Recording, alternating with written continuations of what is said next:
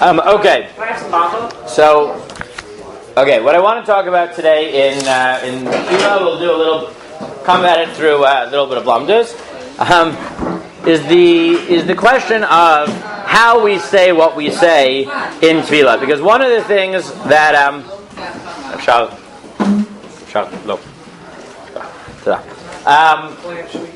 one of the things that I think bothers some people in Tefillah is, why do we need to say things in the way that we say them?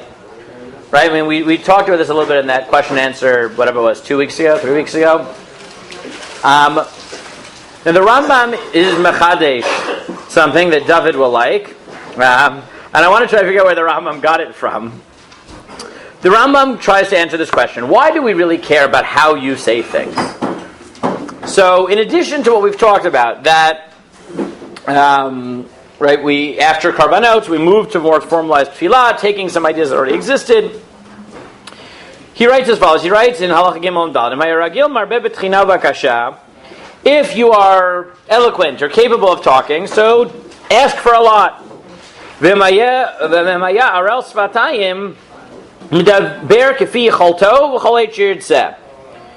if you're not eloquent, so speak as much as you can, whenever you want to. And daven as many times as you want. Some will daven once a day. Some a lot. You always daven towards the Mikdash. That was what you did from Moshe until Ezra. And then, Kevan shegalu Yisrael b'mei Nebuchadnezzar harasha nitarvu b'pras v'yavan ushar ha'umot v'noldu lahem banim b'artzot hagoyim.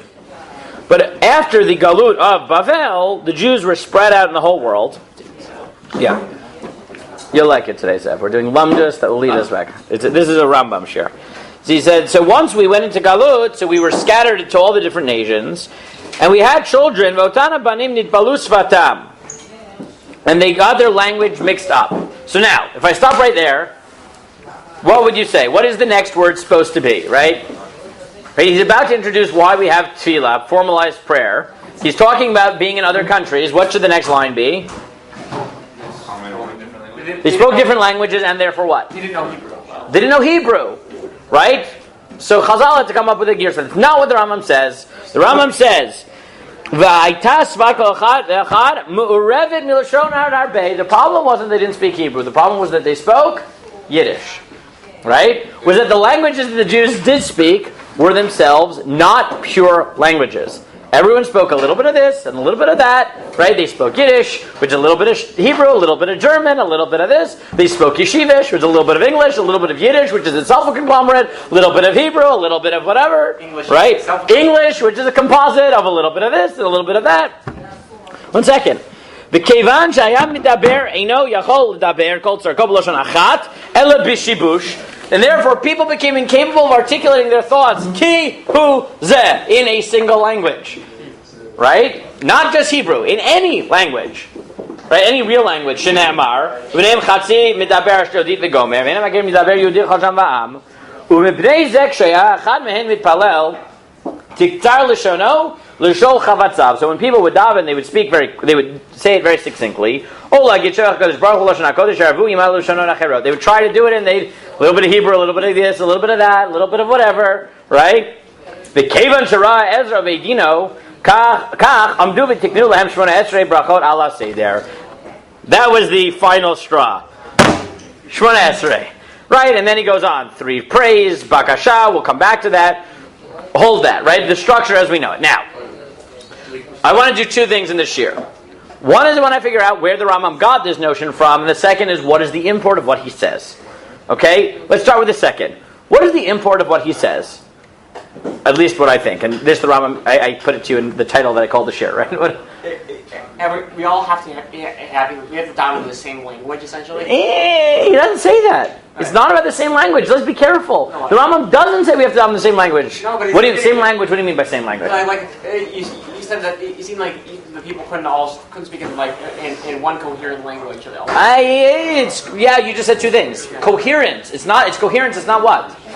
It's not that everyone. Sometimes people talk about formalized prayer that the point is that we would daven like everybody else. No. The Rambam doesn't say that. It's that It has to be coherent. Internally coherent and not even coherent. It has to be One language. what? No, it doesn't have to be Lashon It Kodesh. has to be one language. Be very careful. Language usually has to be one language. Right? Yes, it has to be, or in English we'd call this eloquent. Right? You have to be. It has to be highfalutin. Right? It has to be one language. Why? First, philosophically. Yes. Actually, I would say that when that, it seems like you would say a natural language. Does that mean he only accepts, like, say, like the original 70 languages? Yes.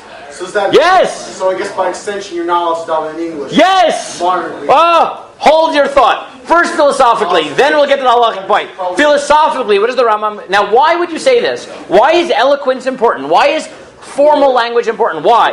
Why? Wait. Why? Before you get to that, it's a good question, but why? Why? Why? Because it's respect for the king. Thank you. Right? Is that, I think the key is that if you conceptualize tefillah only the way, right? I think the Rambam is introducing something very different than what most people think of. Right? If you think that tefillah is my chance to talk to God and have a conversation with God, so the answer is, who cares how I talk? Right? When you focus on, let's say, the mashal of God is my parent, so who cares? Kids use bad grammar, they don't use grammar at all, they point, right? Your pre-verbal kids, they point at the cracker they want, you give it to them, right? Right? Like all the Hasidic stories that you hear about this, right? Which I hate so much, right? These antinomian stories of more important than davening on Yom Kippur is the guy who doesn't know halacha, who shows up and plays his flute on Yom Kippur and doesn't realize that it's asur, but his heart is there. No, that works only on one half of our understanding of what tefillah is, which is God and human beings interact as parents and children. But there's another component, which is that we interact with God not just as parent and child, but as king and servant. And once you remember that tefillah and any interaction we have with God is mishulav, from the emotional, you understand us, you're our parent, and you are our king, suddenly you realize that there is a level of dignity and respect that has to come into tefillah, right? That, yes, even if God understands you, including if you speak in yeshivish and whatever, it doesn't matter, right? The Rambam is mechadesh, and this is extreme. Now, we'll see in a moment what the Rambam says is extremely extreme, really extreme, right? But the yesod philosophically of what the Rambam says, I think, is clear. He just takes it to a degree that I don't think other people do, which is that part of tefillah is this royal petition, and therefore eloquence is required, and therefore you can't just say whatever you want. And the Rambam actually argues that one of the reasons we end up with formalized tefillah is because people became incapable of being eloquent, not in Lashon HaKodesh, in any language. Now, Yosef, attack me. Go. We mean by eloquent, for example, according to Rambam, was considered eloquent English forbidden because English was not. So the Rambam's clear. What is eloquent? Right? What does the Rambam think eloquent means? Not pure languages. Right? Pure languages. So is that valid English? Is that valid? So now you'll tell me. Now we get to Lamdus, and then you'll tell me. So Yosef, you'll tell me. Wait a second. It's a Mishnah Mifureshet that you're allowed to daven b'chol lashon. What doesn't that point to the other dimension of tefillah? And I'll tell you something shocking. I was actually going to argue that. Oh, well, that would be a really good question, right? I was going to argue, say, I'm not going to say necessarily Armenians.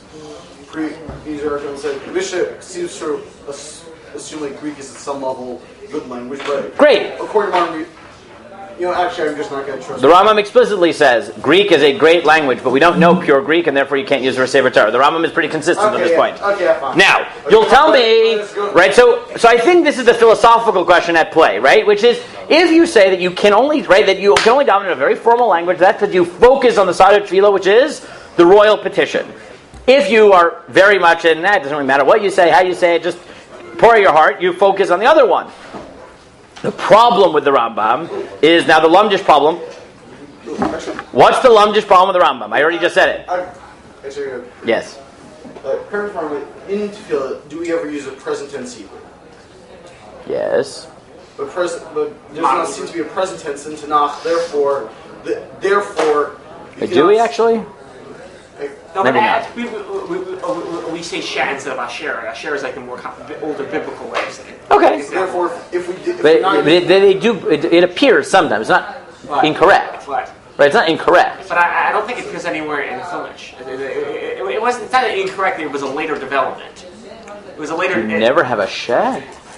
actually, let's go look at prayer. No. Go look up to see. Okay. It said it was a later I'd development. say- Okay. Non-biblical. Okay. Then therefore, Now, I could go- there's a big problem with this Rambam, though, right? And I want to solve two problems, and I was glad that certain Achronim came to this conclusion as well. Solve two problems at once, okay? And here's the following: is that the Rambam? If I asked you, are you allowed to daven in English? What would you tell me? Yeah, it depends. No, if I ask you right now, not from the Rambam, if I ask you, what have you always heard growing up? Are you allowed to daven in English? Yeah. Yes! Why do people think that crazy thing? I already told you why people think that crazy thing. Because it's the Mishnah. It's the Mishnah, right? The Mishnah says you can daven b'chol lashon, right? That's why people think that. Guess who never quotes this halacha in all of Mishnah Torah? Thank you. Hint. Oh, yes it does. Yes, it absolutely does. Because look at number 2. Right? This is I gave you not the Bar Ilan version. I gave you a picture. It's a Mishnah. Elu namarin b'chol lashon. Parshat Sotah, Viduy Maaser, Kriyat Shema, Tefillah. These are part of the list of things you can say in any language. The Sotah thing, Viduy Maaser, but just look at the last two. Kriyat Shema and Tefillah. Now look at the Ein Mishpat on the side. What? Are there more? Yeah, over here. Look at the Ein Mishpat. Right? The Ein Mishpat quotes where the Rambam quotes things. So, where does the Rambam paskin the other halachos? Oh, actually, I cut off the top of it. The answer is yes. Right? Each one of these, the Rambam paskins. But look at Daled, the one by Tefillah. What does he quote? Only the Tur, because the Rambam doesn't quote it. The Rambam ignores a Mishnah. Now he paskins every other halacha in that Mishnah, right? But he doesn't paskin this line in the Mishnah.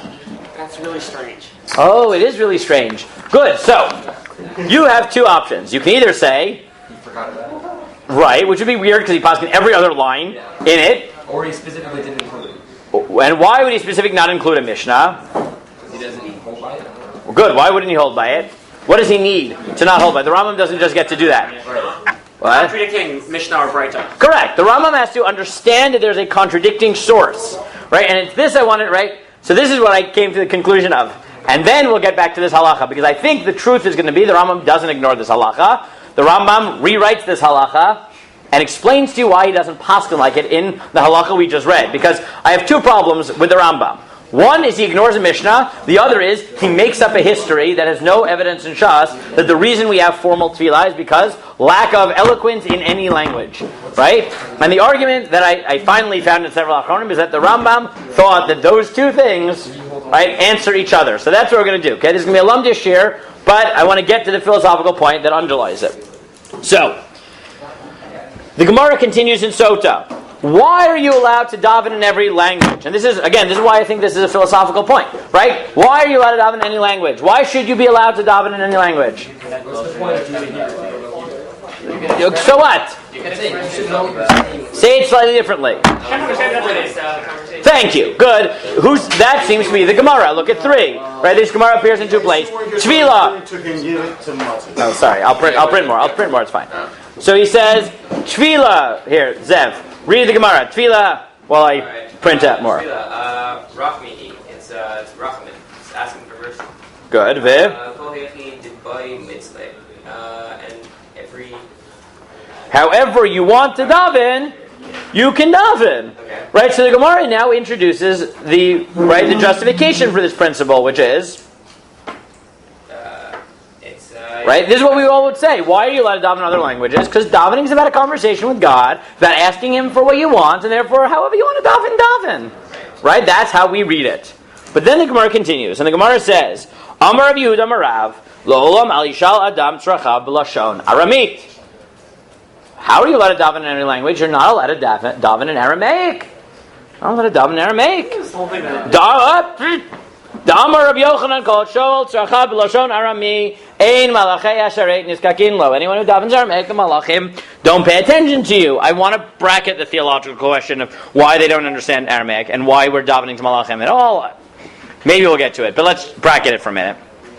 Lefish Ein Malachei Asharet Makir B'Lashon Arami. Because the angels don't understand Aramaic. So the Gemara answers, Hello. Lo kasha habiyachid habitzibor. The angels probably don't know this because it's in Aramaic. Whoa, 1 second. Okay, there's a difference between yachid and tzibor. Good. Now, this is going to be like a lumdish here. Let's do this very carefully here. When the Gemara says, you cannot daven in Aramaic, what does that phrase mean? Give me the options. It could mean specifically Aramaic. Good. One possibility is it only means Aramaic. Or you could say other languages are. Or it means any language that's not Hebrew, just most people were speaking Aramaic. That's a possibility too. What else? It might mean even Aramaic, which was the language which is closest, is a cognate of Hebrew, and even that you can't, right? Or it means only language. You can speak languages that are very different from Hebrew, but not ones like Aramaic that are very similar. Or David, what might it mean? Like a lay people. Yes, you can't speak Yiddish, right? Arami was the Yiddish of its time. It was a conglomerate language, right? So the possibilities here are, it means you can't daven in any language but Lashon HaKodesh, either, and Arami is either chosen because it's the closest to Hebrew and therefore it's a Kal V'chomer, or because it was the vernacular, right? Or Arami means only Arami because for some reason Aramaic is hated or not understood by the angels, or it means not pure languages. Theoretically, you could daven in pure languages, but not Aramaic, udi'imei. Not Aramaic, not Yiddish, not English, not v'chula. Okay? What's it not pure language? English, All languages are not. Yiddish, Any language? most languages. All languages are not. You see where I'm getting with this. Hold that thought, right? Hold it. What? Only if it's on this point. Yeah, I was saying that when you say.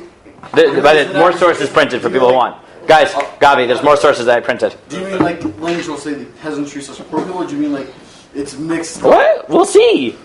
Wait, we'll see. Okay? Now, whatever that means, Lashon Arami, the Gemara says, but you are allowed to daven in whatever that thing is, B'tzibur, whatever that means. Yeah? We're good? Okay, fine. So then the Gemara says, really? Vein Malachei Asharet Makirim Lashon Arami? Do the angels not know Aramaic? V'atanya Yochanan Kohen Gadol Shaman Baskol B'Beit Kodesh HaKadashim Shu Omer Nitzcho Tal Yada Azla L'Gacha Krava L'Antiocha. Didn't Yochanan Kohen Gadol once hear this message coming out of the Kodesh HaKadashim, which was in Aramaic? And then Shimon HaTzadik had one, etc. And these were all Aramaic, right? That's the point. I want to get into the details. Skip 2 lines from the bottom. Uvelashon Arami Haya Omer Iba Yezema Baskal Shaini Dil Shmuy Avida Iba Yezema Gabriel Aved Amar Ba Gabriel Velinder Shivim Lashon. The Gemara has this very strange answer, which is either it's a Baskal, which you're only listening to, it's not like going back to God, it's just you're listening to, or it's Gavriel, and Gavriel took the time to learn all languages. Gavriel is particularly, right, Gavriel is the European Malach, right, he understands all languages, and the rest of Malachim are Americans, okay? Fine, they only understand Hebrew, okay? Good.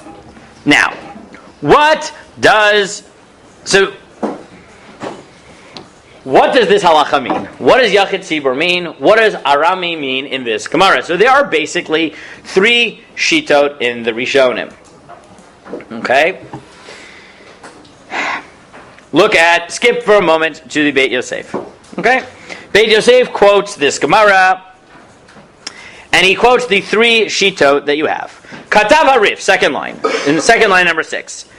Bireish Perek Haya Korei, V'hadiktani Tfilah B'chol Hashon, Hanimile B'tzibor. Aval B'yachid Lo, Damar Rabbi Yudamarav, L'olam Al Yishal Adam Tzracha B'lashon Aramit, Omer Rabbi Yochanan Kol Hashol, Tzracha B'lashon Arami, Ein Malachei Asharet Nizkakin Lo, Lefi Shein Malachei Asharet Makim B'lashon Arami. The Rif says, what do we learn from this halacha? The Mishnah says you can daven in any language. The Gemara's introduction of the qualification of Arami qualifies that Gemara. Okay? Is it only about Aramaic or all languages? All. Right? He clearly understands Aramaic is all languages. Right? So he says, the Mishnah says you can daven in any language. And that is limited to? That's limited to Tzibor. Yachid can only ever daven in Lashon HaKodesh. And what does Tzibor mean? What does the Rif mean? Who can daven under what circumstances in a language which is not Lashon HaKodesh? Yeah, the simplest understanding is only Chazaras HaShatz.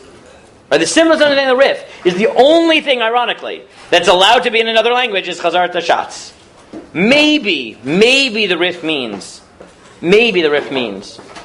that if you are davening with a minyan, your Tfilat Yachid can be in another language. But Pashtut of the way the Rishonim understood the Rif was, this is not true. Right? The simplest understanding of Tzibur means not Tfilat Emat Tzibur, but Tfilat Hat Tzibur. Only Chazar Hashatz is allowed to be in another language. This seems to be how the Rishonim understood it, though I can't prove it. Okay? That seems to be how the Rambam understood this in his youth. Right? Like the Rif, not surprisingly. Right? If you look at 4 in the Parish of Mishnayot, Hatfila Tachanon Mitchanein Adam Bechol Hashon B'med Dvar Mamurim B'Tzibur Aval Yachid Mishtadel Ma'ot Shelo Yitpalel Lashem Ela B'Lashon Ha'ivri. Now there is a word we'll have to come back to, which is that Yishtadel, hold the thought of Yishtadel, but fundamentally that seems to be what the Rambam thought. Rabbeinu Yonah, possibility 2. Back to Beit Yosef. Katava Rav Rabbeinu. By the way, part of the reason I know the Rambam doesn't pass in this way is not because I'm a bucky in the Rambam, but neither the Beit Yosef nor the Ein Mishpat thought the Rambam passed in this way because they don't quote him, right? So that seems to be a tip-off. Rabbeinu Yonah. Came and dasikten the tefillah biachid in an ameret b'lashon hakodesh tema hu aminak shenag b'chol olam shanashim itpalot b'shar lashonot. Said once the Gemara says you can only daven lashon hakodesh, so why do women daven in other languages? Shekevan shchayva b'tefillah lo haya lehen litpalot lashon hakodesh. They have to daven, so why are they davening in non-Hebrew? According to Rabbeinu Yonah, is Arami only Aramaic or all languages not Hebrew? All languages, because he's not talking about women who know Aramaic and are avid Gemara learners, just don't learn Tanakh and therefore only speak Aramaic and not biblical Hebrew, right? That is not what he's talking about, I promise you. Okay? Right? He's talking about people who are davening in French and Spanish and whatever, right? Rabbanei Tzarfat רוצים לתת טעם למנהג ואומרים כשיחיד מתפלל התפילה בעצמה שמתפללים אותה הציבור כמו תפילת הציבור דנינן לי ויכול אומרה יחיד בלשון אחרת. He said, "Umayd Amar Rav Yehuda laolam al yishadim tzarchav b'lashon Aramי zeu k'shel tzarchav k'gon shebedol al hachole o al shum tzar sheyesh lo beveito." So what does Rabbeinu Yonah say? What does tfilat hatzibor versus tfilat hayachid mean? You catch it? The tefillah that the tzibor would do versus the tefillah that is personal. Meaning, Shmona Esrei can be in Aramaic. Can be in any language. Your personal tefillah, by the way, I want to point out that so far both Rif and Rabbeinu Yonah are the exact opposite of everything you've ever learned. Right? Rabbeinu Yonah paskins that, right? You know people sometimes say, well, yeah, Shmona Esrei is one thing, but like if you have something, just turn to God and talk to Him. What does Rabbeinu Yonah say? Do not, under any circumstances, you have no right to turn to God unless it's Shmona Esrei in a language other than Hebrew. Right? Do not do it. Right? You are drowning. Right? Think in proper grammatical Lashon HaKodesh and say, right? Whatever exactly you say. Otherwise, I don't know. Okay? That's what he says. The Rush says as follows, right? Skip down to the Rush. The Rush is possibly 3. And he says, right? He says this is only Aramaic because the Malachim either don't like Aramaic or they don't understand Aramaic or whatever it is. Okay? Now, according to the Rush, he understands the word Arami as meaning only Aramaic. Fundamentally, according to him, if I had to divide it, the Rush, does he put more emphasis on the daven however you want, because it's just about getting your point across to God, having a conversation, or on the, it's a formal petition? Which one does he put it on? First one. The first one. And therefore he says, look, it's a technical outlet. The Gonim say the same thing. It's a technical outlet. Aramaic, whatever, the angels don't understand Aramaic, so fine, don't do it in Aramaic. And even Aramaic you could do if you're in Sibor, because, when you're in Sibor, God listens. Right? But for the most part, does the Rush think that you're always allowed to daven in whatever language you want, however you want? Yes. Right? Fundamentally, yes, just not Aramaic. But that means Lamaisa, for most people, including the Rush. Right? Are you allowed to daven in any language you might want to daven in? Yeah. Yes, because for most of you, I assume that your first language that you would choose, if not Hebrew, was not Aramaic. Right? But for most of you, I think you'd go for Hebrew over Aramaic. I'm just guessing. Not all of you. I'm sure some of you are Buckies in pure Aramaic. I'm sure. But both Rabbeinu, right? So we have three possibilities. We have the Rif, that it's all languages, and the only thing that can be daven not b'lashon hakodesh sounds like Chazar Lashatz. The Rabbeinu Yonah who says it's Shmona Esrei because it's the tefillah which is communal, whether or not you're davening with the community, but your personal tefillah, if you dare to go to the king, not in a tefillah that is formalized, then it better be in proper grammatical Lashon HaKodesh. And then the Rosh who says, you're allowed to daven whenever you want. Right? Just avoid Aramaic, because the Malachim don't like Aramaic, or don't understand Aramaic, or whatever. Okay? How do we paskin? So you look at number 7. Yachol itpalel b'chol lashon shir tzevan, imili b'tzibor v'yachid lo itpalel b'lashon HaKodesh. That's who? Shulchan. Who's he quoting? First half? The Rif. V'yesh omrim nahani milik t'shol tzrachav k'gon shitpalel cholal shum tzar shuliyatol v'tfilah k'fuah l'tzibor afilu yachid l'chol l'omra b'chol lashon. Possibly 2. Shmona Esrei versus other tefillah, which is Rabbeinu Yonah. V'yesh omrim da'af yachid k'shol tzrachav yachol l'shom b'chol lashon shir tzech chutz m'lashon Rami. Or you're always allowed to daven whenever you want, just not Aramaic, which is the Rush. Which one becomes the most popular in Psak? The Rush. The Rush. If you want to see how popular this got, look at this. I want you to remember for a moment the Rif, and then watch what Sefer Hasidim does. Quoted in the Magen Avraham. Kazav Sefer Hasidim, the mutav litbal b'lashon shemevin emeino mevin lashon hakodesh. If you don't understand, what should you do?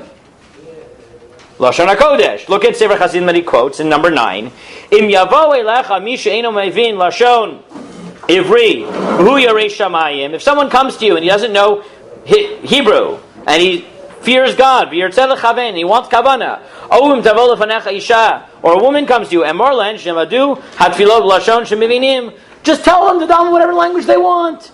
Ki atfilah eina ela ba'avonon halev. It's just about what you understand. V'malev and yodev. The heart doesn't understand much. Yotzimi piv. What comes out of his mouth, mama wilo. What help is it? Lakach tov shebel lo shaloshon shemevin. It's better to daven in the language you understand rather than Hebrew.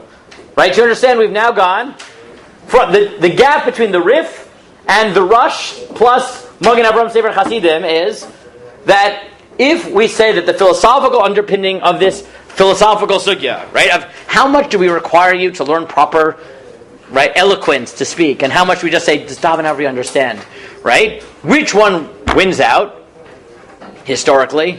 Whichever you understand. What? Whatever you understand. Yeah, right? Well, for the most part, it's the Rush plus Sefer Hasidim world, right? Which is, no, tefillah is just about you talking with God, talk however you want, God understands you, He's your Father, right? V'chule, and definitely you follow Chassidut. This is the side that wins, but it wins so much that we forget that there's this other side to tefillah, which is no, it actually matters what you say and how you say it, just like it would if you went before someone who was important. Right now, let's come back to the Rambam. What I haven't, which until I looked to some like Achronim Nidachim, right? I assumed that I was like, okay, well, the Rambam, right? I was like, no one really realized the Rambam just goes farther. I think that the Rambam, the answer to the Rambam is that he actually did paskin this Gemara, except he understood it differently than any of the 3 positions we've just seen. Here's how he understood the Gemara. What does it mean, Tfilah b'chol hashon? Well, let's be careful. What does Tfilah b'chol hashon mean? Any more of the 70... No. Somebody means. Oh, Lashon does not mean language. No. He means Tfilah pre-Shmona Esrei. The Mishnah was a historical, right? Everyone else understands that where is the Gemara's conversation happening? Post the institution of Shmona Esrei. How does the Rambam read this Gemara? Before It's before the Shemona Esrei is established, and it's the explanation for why Shemona Esrei is established. Right? What does he say? Right? Theoretically, Tefillah is B'chol Lashon, as long as you know how to talk in any language, except. Think about his history. What changed? Remember, we said according to the Rambam, Tefillah was always valuable. It always existed, which means that what changed with the Korban Habayit was not that Tefillah became valuable. What changed around the time of Korban Habayit according to the Rambam that made it that was the period that introduced Shemona Esrei? What does the Rambam pull out of seemingly nowhere in Halacha Daled?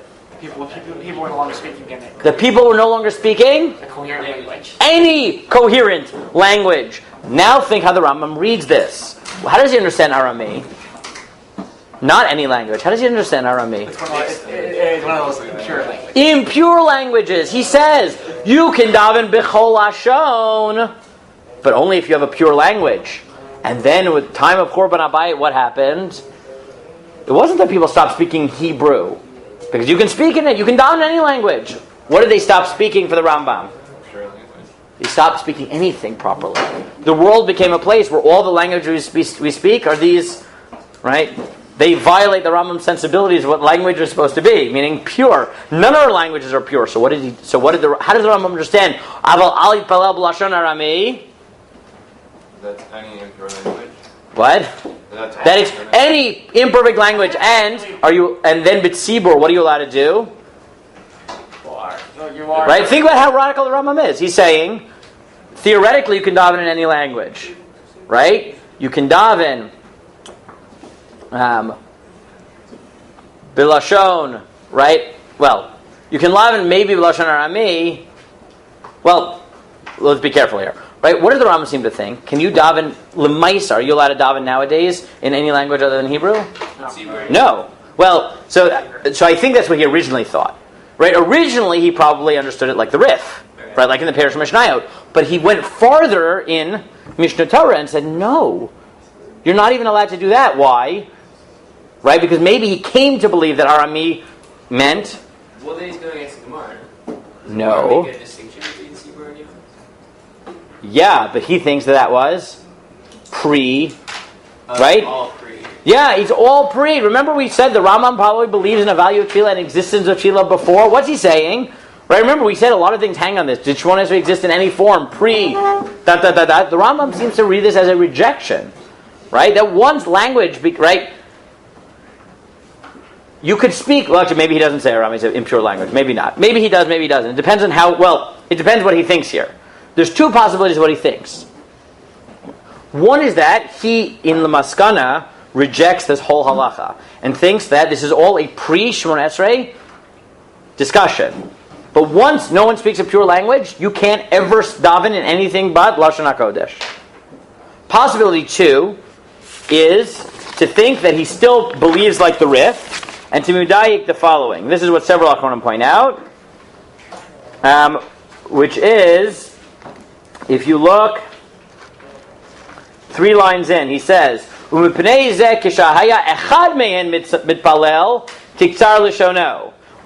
them would daven, he would daven short. V'chulei.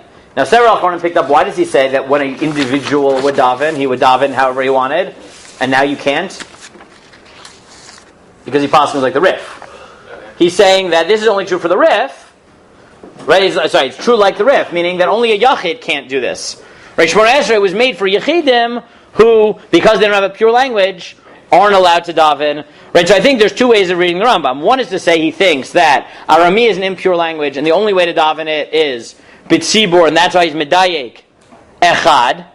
Right? That's how several Achronim understood him. The other way is to say that no, he really thinks Arami means any language, and he thinks this entire discussion was pre the institution of Shemona Esrei. Right? But the second way of reading it, which I think is more compelling, means that the Rambam is actually a 4th position in the sugya, which is that even B'tzibur, what's the only thing you're allowed to do? Daven with a pure language, which is not Hebrew. Right? But if you can't speak properly, then it's got to be Lashon HaKodesh. Right? If you're not good, if you're not eloquent, you don't have a pure language, you can't do anything but Lashon HaKodesh. And if you look, I gave you a few achronim here. If you look at the Divrei Yirmiyahu, again, I don't know these people. They're all like in the Bar Ilan.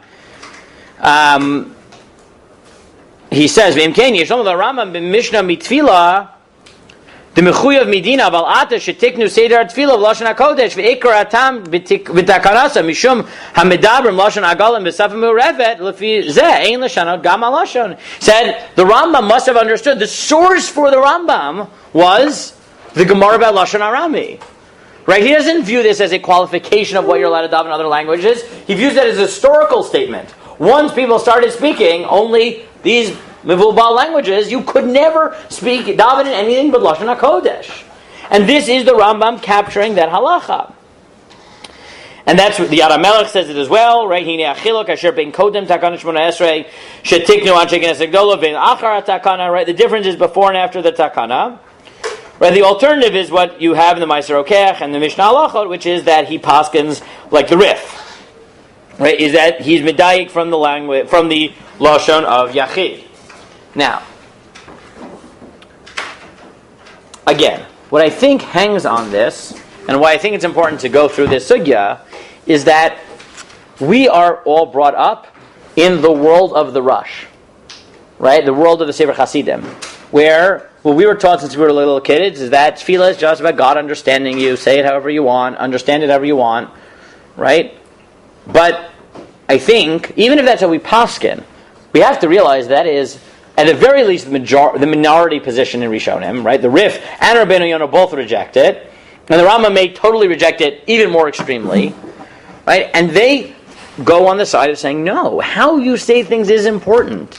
And again, I think philosophically the reason is because part of tefillah is not just, I'm talking to my father, I'm asking what I need. Part of it is, you're going for a king, you're making a formal request. Respect and awe are part of this conversation. And therefore the Rambam, I think, is an extreme where he says, yeah, and if you don't speak a proper language, then I don't care what is going on, you can't daven. Right? Now, even if we don't paskin like that, I want you to realize that's part of tefillah, and it's by no understatement, the majority position in Rishonim. Now, la halacha, what does that mean? Right? What does that mean? Right, think about the consequences of this. Right? According to these shitot, if you one day feel a little bit sick and you say, God, please heal me, right? According to Rov Rishonim, right? Rov Rishonim, is that asur or mutter? Asur. That is asur. Right? That is asur. You are not allowed to do that. If you, not in the context of Shemona Esrei, are going to turn to God, you know what you better do? You better start thinking in biblical Hebrew grammar. Because you're about to talk to the king, and you do not get the right to just turn to him. Now, you'll tell me we don't paskin like we paskin the Rush, and I'll tell you, you might be right. But I want you to realize what you've lost. Yes, David. How do these other Rishonim deal with this standing with Melech? They don't really seem to take that into account. What do you mean the other Rishonim? You mean just the Rush? Right? Everyone else, I can understand everyone else, right? I mean, that's what I'm saying. Even the Rif and even the Rif and Rabbeinu Yonah, right? The Rif who says only B'tzibor, and Rabbeinu Yonah who says only the Tefillah that Tzibor already says. Like if you sort of, right, partake of Tefillah at Tzibor, right? Meaning you're taking the formal text that Tzibor says and translating it in another language, that's legitimate. Even if you're not with the Tzibor, but you're saying Shemona Esrei in English. And that's enough to do it now. Right, I mean that's enough to say, look, I'm not making things up. I'm taking a formal text and I'm translating it. But I'm right, meaning, you know how like we have formal translations of things, right? You have to do this for like governments. You have your birth certificate. You have translated. Translation is an act of respect, right? You can do it formally. You can do it with dignity, right? It's not just right. When you translate things, you translate it verbatim. Right, you don't translate. Oh, this is the general gist, right? When you have to get a government document formally translated, you don't go to a translator who says, basically, this document says that he was born on September 5th, 1995 in New York, right? It's this hospital, this time, every line. That's what a translation is, right? It's recognizing the validity, inherent sanctity of the text, and then just translating it, right? So how does the rush end? Now I think, right, the Rush, which is one out, the Rush, Sefer Hasidim, look, Sefer Hasidim is pretty clear. Sefer Hasidim says, right, think about what the Sefer Hasidim said. If someone knows Lashon HaKodesh, but doesn't understand it very well, what does Sefer Hasidim say? Tell him to daven in another language. Because that world, the world of Sefer Hasidim and the Rush, that's one out, right, and went all the way to the other extreme, right? But there's a cost here. Now,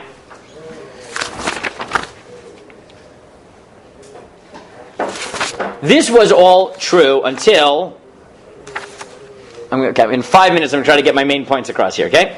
This was all true until the Reform movement. Then the Reform movement came and said, we have a great idea. Let us daven in German. And the Chassam Sofer flipped, right? As he normally did with the Reform. And what did Chassam Sofer say? He came up with a radical chiddush, and he said, you cannot do that. And it says in the Gemara you're allowed to daven in another language. It says in the Mishnah. He says that's only be'akrai, but not be'kvi'ut. That's only once in a while. But you can't make a lifestyle of that. Because if someone doesn't understand Lashon HaKodesh, you know what we tell them? Go learn Lashon HaKodesh. While you're learning Lashon HaKodesh, you want to daven in English? Fine. But you can't change tefillah to another language. Now, this sort of won the day. This Chassam Sofer. But is the Chassam Sofer a Chiddush? Really? Okay, is it a fair read of the Sefer Hasidim? Which is Nifsak and the Magen Avraham? Meaning when the Reform said to him, we have very firm basis in Shulchan Aruch and Nosei Kelim. Are they right? Sure. At first glance, they are right. Except, right? And this I found fascinating. At some level, what is the Chassam Sofer really? What is the Chassam Sofer doing? Chassam Sofer is, at a certain level, bringing the Melech standard back in. Right? Which is, listen, I understand that technically you're allowed to daven in any language, but you know what? That's only if it's one-off. But if you're going to make a lifestyle of it, you know what your job in life is to do? Is to understand the language of the king. Right? Once in a while, I get it. Right? You can daven like that, but to do that all the time, now he also has all the other problems, right? The Kabbalistic problems. You miss all the kavanah, you miss all the, right, magic of the letters, etc., etc. And what I found really wild, if you can read this yourself in 22, I found in the Reform Jewish Quarterly a historical piece summarizing the history of the machloket between the Reform and the Chassam Sofer. Now, what was crazy here was that this person, Mark Wachowski, right, whatever, you can read it yourself, in his comments on the Chassam Sofer and against the Reform. Now remember, he's writing the Reform movement. He says that he thinks that the Reform movement was right on technical halachic grounds because of Magen Avraham, the Rush, whatever. But the Chassam Sofer is a better read philosophically of the Rambam that we just read. Because this is wild, right? He says that the Chassam Sofer he thinks is essentially philosophically in line with the Rambam. Because what's he really saying? He's saying that the reason Chazal introduced tefillah was because people couldn't speak properly and they wanted you to speak proper Lashon HaKodesh. And even if technically you can justify davening individual tefillah in another language, right, the Rambam provides a narrative history, a philosophical background to how tefillah came into being. And what is his background? That ideally you're supposed to speak in Lashon HaKodesh. You're supposed to strive towards learning proper language, not just proper language, but ideally, right, once you're going to proper language, that language should be Lashon HaKodesh. And therefore he says, he actually pushes back against Reform and says, maybe they had a technical argument, but it was myopic, because it missed the philosophical, historical background of tefillah, and the Chassam Sofer is essentially, without realizing it, even though, no, not without realizing it, the Chassam Sofer actually quotes the Rambam. He says on a narrative level, a philosophical level, the Rambam the Chassam Sofer is capturing what should emerge from the Rambam, is that even if you have local kulos, your ideal should always be to strive to a shul where you're not dumbing down the language for the people, but where people are recognizing they need to strive for eloquence because they're talking to God. And therefore he argues that actually the Chassam Sofer is, ironically, a fair way of bringing the Rambam back into a halachic conversation, and therefore he ends up agreeing with the Chassam Sofer against reform in this reform journal, which totally baffled me completely, but I think he's actually, I don't want to say halachically right? Because even if we paskin like the Rush, I would put it differently. That the Rambam and the Rush and Rabbeinu Yonah, as David White pointed out before, represents another element that is completely lost. And the Chassam Sofer's insistence that it's only Ba'akrai is his way of saying, even if you accept that tefillah can be, in the end of the day, God will listen to you. He's a parent. You're drowning? Yeah, daven in English. Don't bother thinking proper grammar. You can't make a lifestyle of it. You can't make a lifestyle of tefillah where you think God has to come down to your level and you don't have requirements, that you aren't coming before the Melech and you need to push yourself. If you miss that, you're missing a fundamental part of tefillah. Okay, what we'll do next week, I'm going to finish this off, is just point out that this idea of the importance of how you say things, I think integrates into our tefillot. And now we'll actually move to Perish HaTefillah, because I think that these philosophical ideas aren't just philosophical and in this halachic sugya, but if you think about how we start tefillah, how do we start Shemona Esrei? With a request that God open how we talk, right? The notion that how we talk is important. Not just what we mean in our hearts, but how we talk actually is how we start Shemona Esrei. So next week I want to bring these ideas, maybe finish it off, and bring it to Hashem Svatay Tiftach, and also, since we're going to Yom Noraim, right, to a famous piyut that has become a very popular song around Yom Noraim, which is Ochila La'el, right, quoting a pasuk in Mishlei, La'adam Marchei Leiv, Vashem Maneh Lashon, right, and we'll come to both of these so that we'll get a little bit of Yom Noraim Tefillah in, a little bit of actually Perish HaTefillah in, but I want this halachic philosophical background to how we actually start our Tefillah every day, right, the actual Shemona Esrei, which is a request, not for our request, a request for eloquence. Okay? Shkoyach.